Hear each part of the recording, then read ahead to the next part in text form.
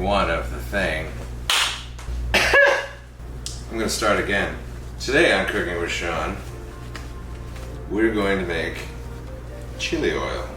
We're gonna make weed chili oil. Chili oil. Willy oil? Chili oil. We'll figure out a name later. Anyway, I've never made this before, but I've watched a bunch of videos. You'll need the following: cheesecloth, a strainer, a metal bowl, Pyrex if you can find it, which is much better for your videos, black vinegar, a gallon of vegetable oil, or something without another flavor involved in it, MSG, fried garlic, a fryer thermometer, cinnamon, dried star anise, peppercorns, Sichuan peppercorns, coriander, and a grip of dried chili flakes, a ladle, a pot, pocket knife, quarter ounce of weed. Okay, I feel like I should go over there now. So, chili oil, weed chili oil. I like chili oil as the name. There's a lot of ways to do it. All of them are correct. This one may be slightly wrong. First, you want about 20 star anises. Star anise. Anise. Yeah. Anyway. These are aromatics. They're going to give your chili oil lots of depth and character. And, you look cool at the grocery store buying them. Because they're like, what's he gonna make? And you're like, chili oil. You're not gonna tell them that. Unless they ask. And then you're gonna be like, I'll make a chili oil. This happened to me yesterday. Anyway. Cold pot. No heat on the pot. Everything's same temperature. So that it's equally aromatic. I'm putting a bunch of weed in the oil as well.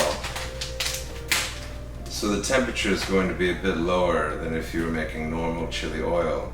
I'm going to use this whole bag. So, cinnamon sticks for this recipe, i.e. a gallon of oil. I'm going to use about 5. Coriander, it's like a couple tablespoons. But I forgot my measuring spoons, so we're going to eye it out. Wheat. This is a strain called UK Cheese, which I haven't been able to find in LA for 12 years. I was really excited when they had it. Ideally, you would get a lot of trim for this, like the leaves and sticks involved in a cannabis plant. That way you're not spending a lot of money on your weed oil. Your oil. Chili oil. We'll go back to that. Anyway, once everything's in your pot, move it around with your hand. This is the last time you'll be able to do that without burning it.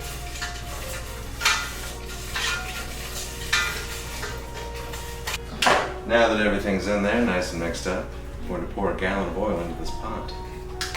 If it doesn't all fit, well, shit. Oh, it's gonna all fit. A lot of recipes tell you to use fresh garlic cloves for this type of recipe.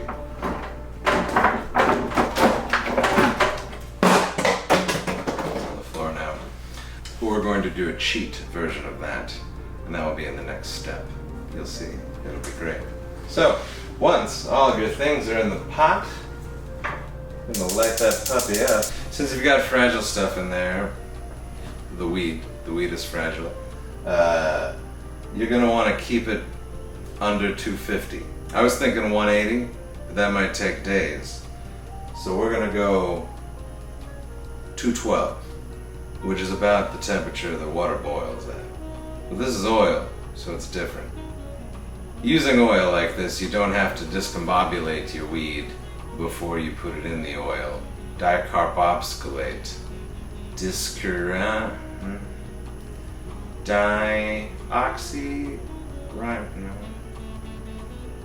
You don't have to put the weed in the oven before you put it in the oil. because it's oil soluble. Science. Anyway, before you put heat on your pot of oil, you should definitely calibrate your thermometer by running cold water upon it, which I definitely did. A metal ladle is good for this kind of work, but Adam only had a plastic one, so we're going to use that and hope that it doesn't melt. Temperature's rising. You're going to want to steep all of these aromatics in your oil for about 2 hours. It's going to take a while. You want to have an activity lined up to do in the meantime, while stirring it occasionally, as if it were the tomato sauce. But it's not. It's the oil. So, once your things have steeped, you want a container ready. I bought this because I thought it was Pyrex. It's actually Target brand. So I don't know if it can handle the heat of this oil. Because when you have it steeped, you're going to want to pour it in while it's pretty hot. That way it toasts all the things that you're pouring it into, which are a lot of chili flakes, a bit of MSG, fried garlic, dash of the old 5 spices, and some black vinegar. Now you may be saying, Sean, black vinegar, don't you just mean soy sauce? To which I would reply, no, black vinegar is its own thing. Don't be a jerk. So, you pour your things in. I'm going to use all of this chili flake, so I want it to be hot. There's also a bunch of weed in it. And I probably should have used more weed, but I also don't want to go to sleep every time I use this delicious condiment. So all of your chili flakes go into the bowl. Again, if you have a glass bowl, it'll be a lot more fun to watch. If you have a snorkel, you should wear a snorkel while you do this next part, because it's similar to the process of making pepper spray. If you also want to use this as pepper spray, you can do that. I like garlic. We should talk about MSG for a moment. MSG, quiet in the hallway please. MSG is a seasoning that adds a savory, wonderful flavor to stuff. It got a bad rap in the early to mid 20th century solely because of racism. Nothing else. It's better for you than salt. It actually reduces the thing that salt is bad about. I'm not a doctor. Measuring spoons would be nice, but if you don't have them, do a little tip-a-tap. Tip-a-tap around. It's not baking. Baking is chemistry. Cooking is like, this feels right. I'm gonna do it. So, you got your MSG, you got your fried garlic bits, which are gonna toast real nice in that 185 degree oil. Sean, why don't you open the packages before you start shooting? Like I said, I'm not a doctor. A hint for the depth. Then the black vinegar. Just give it a little whoozy. A little how's your father? A little dumb bagel. There you go. Stir that up. It'll look like a bunch of stuff fell into your bowl of chili flakes when you're done stirring. The smell is quite intense. Alright. Now you're ready to pour that boiling oil. So once your oil is boiled for a long time, 2 hours, 2.5 hours, don't go too much longer than that because it can turn rancid from what I've read. Normally you would just use the fine mesh strainer for this, but since there's weed in it, we don't want weed in our oil because cooked weed tastes awful. That, and hopefully with the amount of other shit you're putting in this, you won't be able to taste the weed. It's always been my ideal when cooking with marijuana is that I don't want to taste it. And I also don't want to go to sleep. I want a light buzz. I want a condiment that acts as a cold beer after work. which is what we're going for here. So, fine mesh strainer, hopefully one with hooks, so you can hang it on the side. Otherwise, you're gonna be pot of oil, holding the strainer, feeling real silly. It balances very well. You wanna have a lot of room in your bowl because it's gonna foam up. Because hot oil touches anything that isn't also hot, and there's a wild reaction. You get little bubbles on your arm if it splashes on you.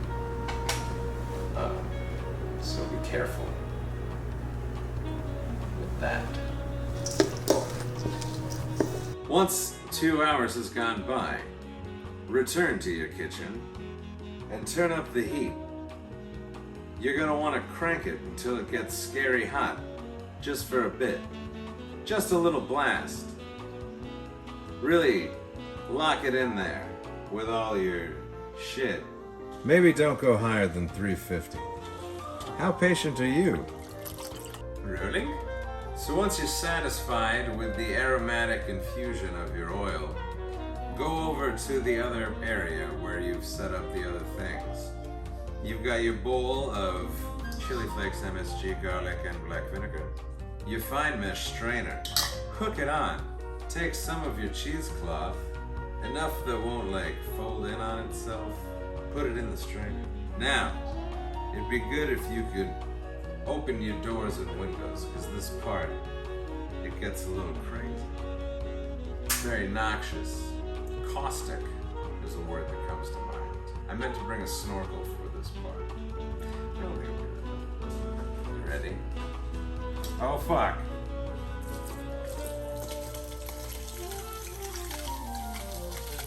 And you just pour it in there. Oh yeah, the fumes aren't that bad. Since you're using a cheesecloth, you can get all of your aromatic shit into the cheesecloth. Rubber spatula. Trust no substitute. Anyway, you can get all that stuff into the cheesecloth. And then once it's less hellishly hot, squeeze it. Get the rest out. There's a bunch of weed in there.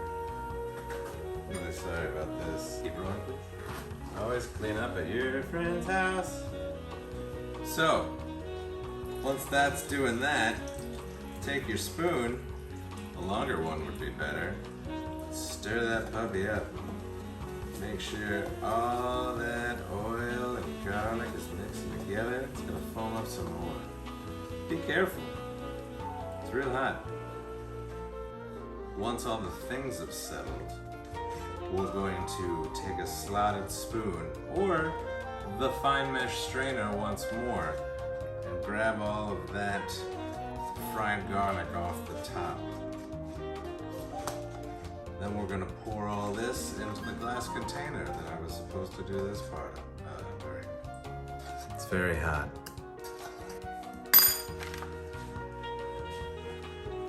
Cut! So once things have cooled down a bit, it's really satisfying stirring this cauldron of oil. Chili oil. Swizzle oil. He's looking at me the whole time. Anyway, I was gonna measure it out, and also I kind of want to see what color it is, because I don't know if it was gonna be like green or like brown. I was hoping for red or orange. Anyway, it's not brown. It smells really good. So there you have it, folks. Chili weed oil. Until next time.